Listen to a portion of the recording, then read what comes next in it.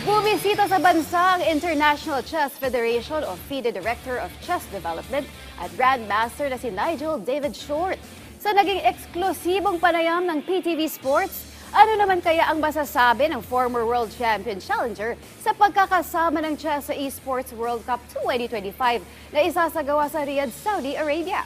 Yan ang ating alamin sa ulat ni teammate Daryl Loclares.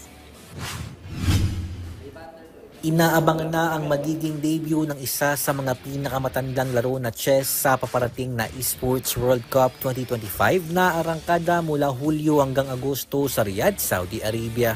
Malayo sa nakagawiang chessboards at chess pieces, sa virtual arena naman magtatagisan ng mga pinakamahusay na wood pushers sa buong mundo. Sa katunayan, ilang mga grandmasters na rin ang sumali sa mga kilalang esports organizations para makiisa sa makasaysayang debut ng chess sa Esports World Cup.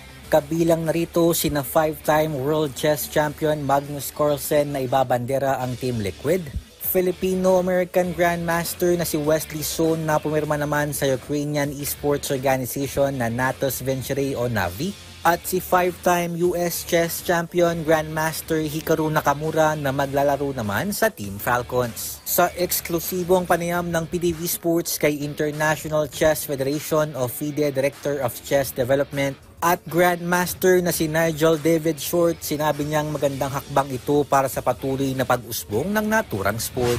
It's strange how chess, at this one time, it's an ancient game. It's 1,500 years old, coming from the Indus Valley in what is now Pakistan, actually.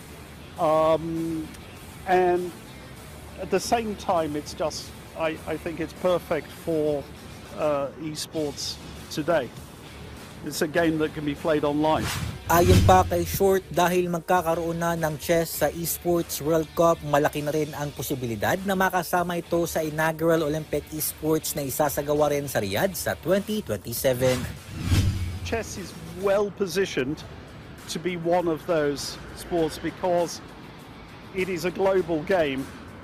FIDE has more than 200 member federations, so it's literally played all over the place. There are tens of millions of games played every single day.